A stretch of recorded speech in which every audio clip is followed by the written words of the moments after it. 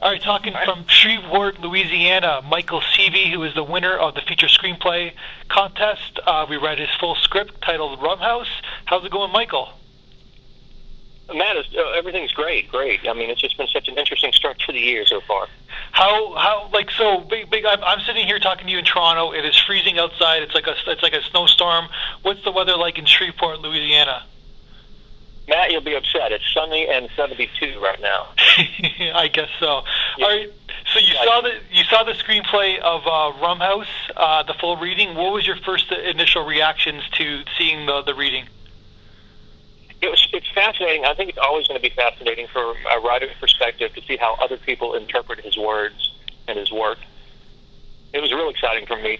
I was very curious how you guys were going to do the opening scene, because I'd seen several of y'all's readings, and they usually start off very melodic, and it's very, the fade into something nice and fade into the countryside or fade into the restaurant or, on my particular thing, you fade into something that's suddenly it jolts you and it's very violent and very threatening. And so that was something I was very interested to see how you guys would pull off. And Ollie and what was the other actor, Corey? Corey, yeah, he played the lead, yeah. Yeah, those two guys being the robbers, they were very, very intimidating. It was very solid. I liked it. And then, so obviously, there's a lot of people who can read who can watch the reading online. There's a lot of voiceover in your screenplay, and a lot of talking to the actor. If thematically, would you have him talking to the screen, or would you just have how would you do it? I watched that. No, it never occurred to me to have that approach. But as I was watching, and you were having the actor there playing Sydney, where he would just look up and stare at the screen and address the audience. And I thought, wow, that's actually a pretty clever way of doing that, because it was a drawback. It was a flaw. There are two flaws that I've been working with in regards to telling the story, and a lot of voiceovers. Although I have received compliments on that, because some people say it's very Catcher in the Rye-ish. Yeah. Which is a good thing to hear. But there's also a lot of flashbacks. And until I received y'all's feedback, I had no idea how to really properly address as many flashbacks as there are. And you guys really helped me turn that around and make it something a little more fluid. You're talking the initial feedback, like when you submitted your script in, the initial feedback you received. Right. Yeah. There was a very specific line, because again, I have a lot of flashbacks, and it has a tendency, and even as a writer, I recognize it had a tendency to stop the forward progress of the storyline. And so the feedback I received, there was a line very specifically. It said, the scenes where Sydney interacts with the characters, are magnificent, or they're really, engaging. And it is, Sydney doesn't, Sydney's sort of a recluse, and he spends a lot of quiet time on his own. So when he steps out of his cage and does something, the reviewer apparently thought that was where the script was really had a shine to it. So, and then of course on the backside it said, here are all these flashbacks that stop the progress of the script. And I was thinking, how do I apply a fix to this? I mean, how do I fix it? And that's when I saw that line. I was like, why don't I have Sydney engage his flashbacks? Why doesn't he have the flashbacks and then walk into the scene? Yeah. That's the character in his memory. And that once that light bulb went off, I mean, I got to write that thing down, and it just really helped the fluidity of the script come around. So yeah, that was crucial. It makes a lot of sense, because what made your script work when I was doing the reading is that it's very it's full of exposition. It's full of dialogue, full of voiceover. And sometimes that holds, especially in the visual medium. But that's what makes the script work, because it's visual. It's I was talking to the actors afterwards, and I said it's a little bit of Annie Hall-ish kind of feel to it, where Woody Allen, I'm sure you've seen the movie, where Woody Allen's talking to the audience, and he's going into his old classroom when he was a kid, or his old childhood home kind of a thing, where he's there in present time, but we're also going into his flashback, right? And it kind of works on a visual level, kind of that kind of analogy. That's, it didn't occur to me until after I did that. But when I sat back and read the complete rewrite, I said, wow, this has a Woody Allen touch, because that's how the flashbacks are now. And that's not a bad thing. I mean, Woody Allen in his heyday is considered a genius, and Annie Hall was amazing. And yeah, I was very pleased that I just kind of because of your feedback, I was able to come up with this idea where he walks into this flashback and he says hello to his memory, and the memory talks back to him. And that just, again, that just helped. That was a big problem for me as it regards the structure of the screenplay. So having a fix for that really took it to another level. Yeah, because I think that the original grader was probably saying, you got to make this more of a visual kind of medium. It is a visual medium, so take advantage of it. And I guess it really worked. Even during the reading, it kind of it read true. Like when he's because we used you have a lot of female characters in the script, but they're only in there for one scene. So we kind of used two female actors to play multiple parts, and we kept on going back and forth to we kept on going back and forth to both of them, and it seemed to really work. And but obviously, when you have 20 actresses in the visual medium, it's going to really fly if it gets made into a film. Yeah, that's this thing. Yeah, I mean, if this thing gets cast and never gets from, it's an actress's dream come true. There's maybe 3 male actors and then I think 20 actresses. Yeah. So, but it's a story of a guy who's reflecting on his failed connections with women in his life and how he's come to fruition with that and kind of make amends to try to understand why and where and how he failed. And so there's a lot of moments where he's constantly reflecting on these women that came and went, and how he's come to miss them and deal with that. So, well, I know you just kind of summarized the plot a little bit. But thematically, what are you trying to say? When you wrote this script, thematically, what are you trying to say with this script? I think that I'm not too sure. I speak for America. I can't really say for sure how it is in Canada, but our American culture has become so saturated in sort of a sexual culture of sorts. It's overrun with it. And I think people who are simply trying to live a simple, normal life know how to adjust or work around or through that.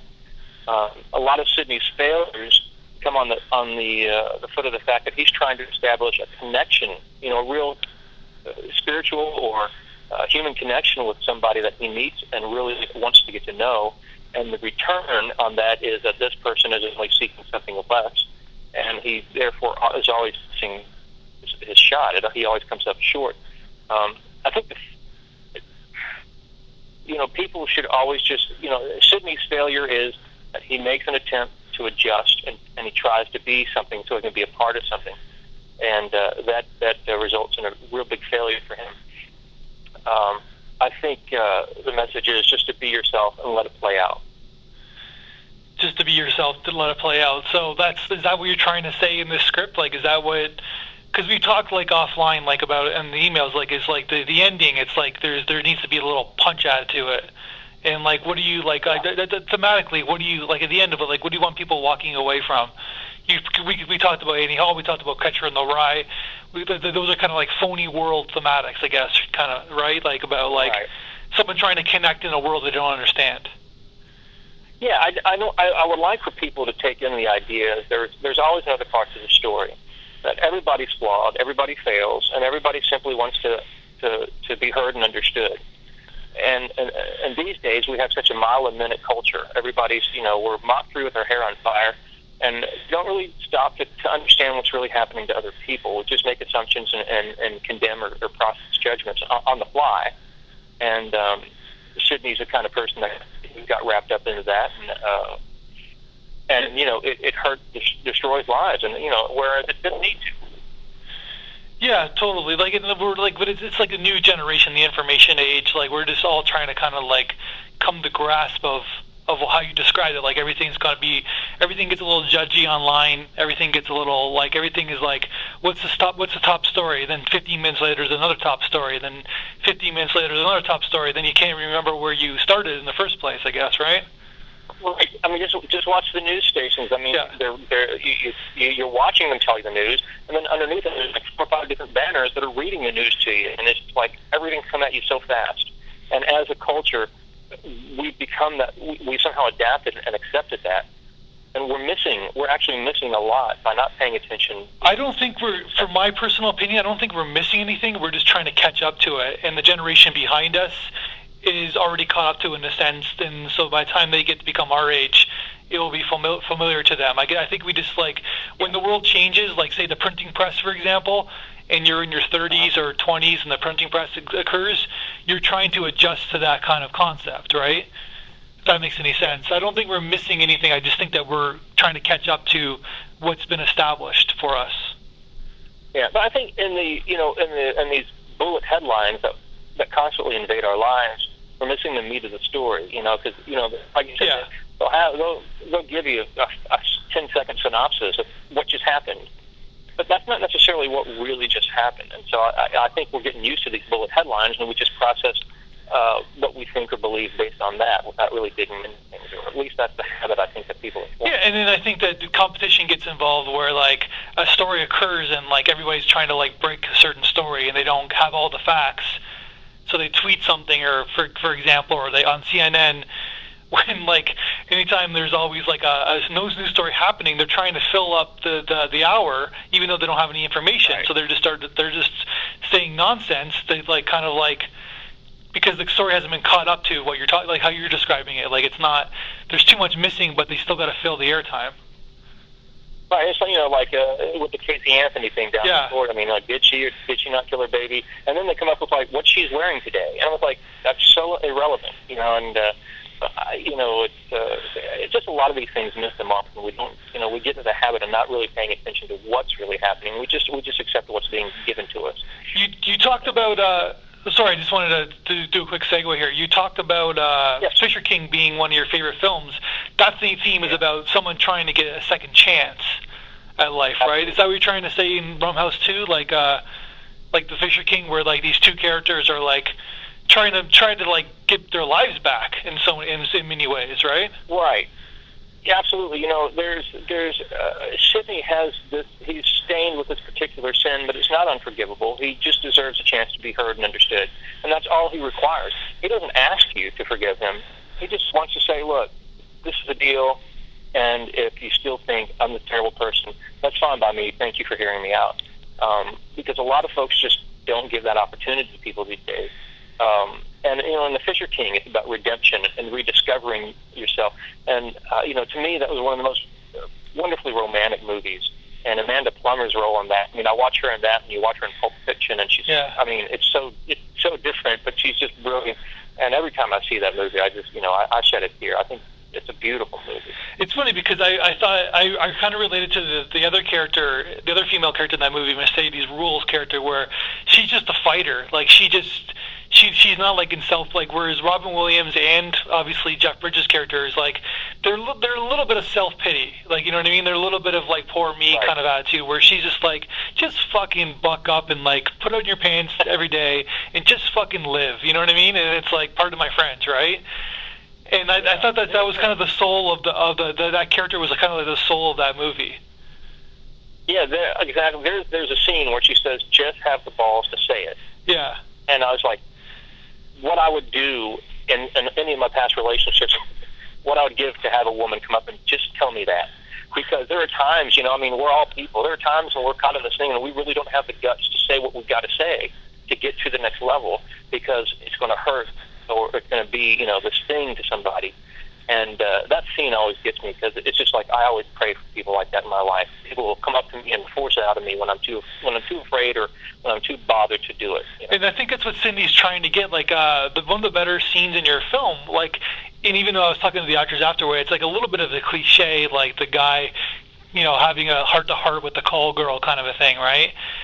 We've seen it in the movies before, and I'm not, that's not disrespect at all, but it really worked. It was a chance for the audience to breathe a little bit in your script, because we're going into many different places, and all of a sudden it's like a 20-minute scene of them kind of communicating with each other, trying to find their way.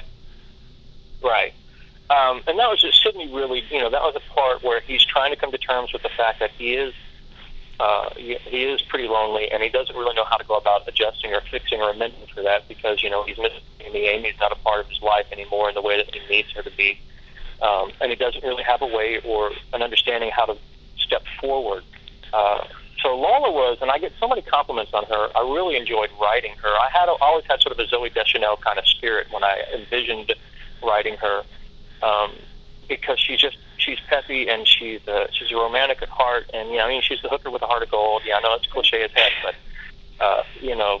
and I needed to bring her back, into the script towards the end, because I just felt I got to have her there. I had it ending on such a sour note in the first iteration, and then after I created this Lola character, I was like, she's such a positive part of it, or such a big part of the energy of moving this thing forward. She needs to be there for the ending.